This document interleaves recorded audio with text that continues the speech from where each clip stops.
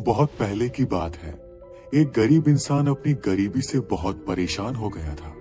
अपनी गरीबी के कारण उसे अपने परिवार का पालन पोषण करना बहुत कठिन हो गया था।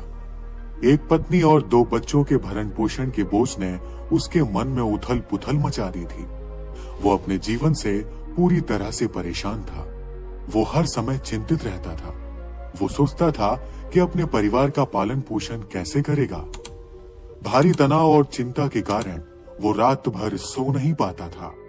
सिर्फ इतना ही नहीं, अत्यधिक तनाव के कारण वो अपनी उम्र से ज्यादा बूढ़ा प्रतीत होने लगा था। इसी तनाव के चलते उसने एक दिन अपना घर छोड़कर भाग जाने का निर्णय कर लिया और एक रात वह चुपचाप अपना घर परिवार छोड़कर चला गया।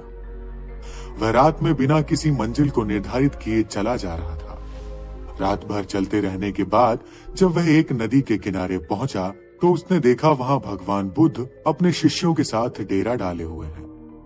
यह देखकर उसने निर्णय लिया कि वह सन्यासी बनेगा और भगवान बुद्ध का शिष्य बनकर उनके साथ ही विचरण करेगा। यह निर्णय लेकर वह भगवान बुद्ध के डेरे में जाकर उनके चरणों में गिर गया और उनसे विनती करने लगा कि वह उसे अपना शिष्य बनाकर अपने साथ ही रख लें। भगवान बुद्ध ने उस गरीब इंसान पर कृपा करके उसे अपना शिष्य बना लिया। उसके बाद जब भगवान बुद्ध का काफिला आगे बढ़ा तो वह भी उनके साथ ही चल पड़ा। गर्मी का महीना था। भगवान बुद्ध का काफिला चलता ही जा रहा था। जब वह एक जंगल में पहुंचे तो सभी लोग पेड़ के नीचे विश्राम करने के लिए कुछ देर रुक गए। गर्मी के कारण भगवान बुद्ध को काफी जोरों से प्यास लगी थी। उन्होंने अपने नए शिष्य से कहा, यहाँ पास में सरोवर है, तुम जाकर वहां से पानी ले आओ। भगवान बुद्ध का आदेश सुनकर वह सरोवर से पानी लेने चल पड़ा।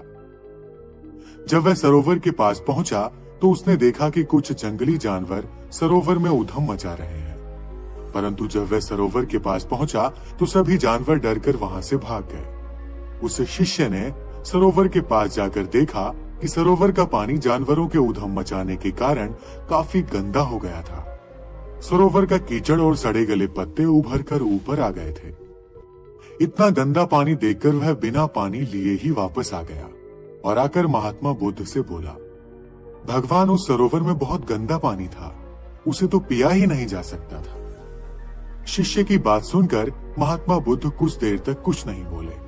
फिर उन्होंने कहा, जाओ अब जाकर उसी सरोवर से पानी ले आओ।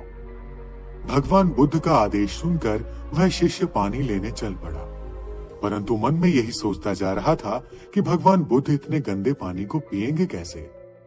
जब वह चलता चलता सरोवर के पास पहुंचा तो यह देखकर हैरान हो गया कि अब उस सरोवर का पानी निर्मल और स्वच्छ है। वह पानी लेकर महात्मा बुद्ध के पास आता है और उनसे यह प्रश्न पूछता है कि थोड़ी ही देर में सरोवर का पानी इतना साफ कैसे हो गया। तब भगवान बुद्ध ने उसे समझाते हुए कहा, जब जानवर पानी में उधम मचा रहे थे तब उस सरोवर का कीचड़ उभर आया था, परंतु कुछ देर शांत रहने पर कीचड़ वापस नीचे बैठ गया और पानी फिर से निर्मल हो गया। इसी प्रकार हमारे मन की स्थिति भी नदी के पानी की तरह है। जब मन उत्तेजित होता है तो कुछ भी समझ में नहीं आता। कीचड़ की तरह ही हर बार पुरानी बातें घूमने लगती हैं। जीवन की भागदौड़ और कठिनाइयां हमारे मन में उथल पुथल पैदा कर देती हैं। इन्हें कंट्रोल करने की बजाय हमें शांत होकर इंतजार करना चाहिए।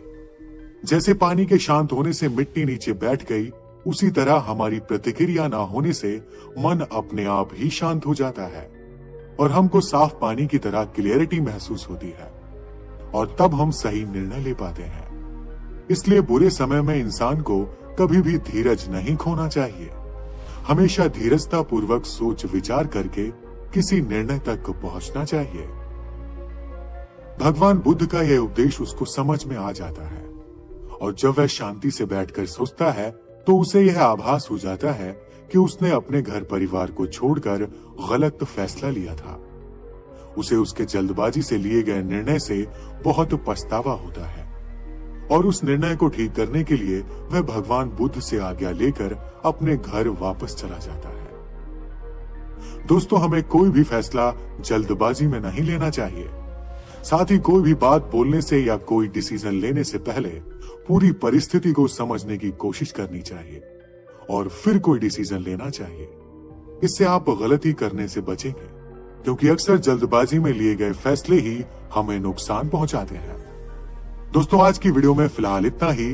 तब तक के लिए आप अपना ख्याल रखिए, खुश रहिए, मुस्कुराते रहिए।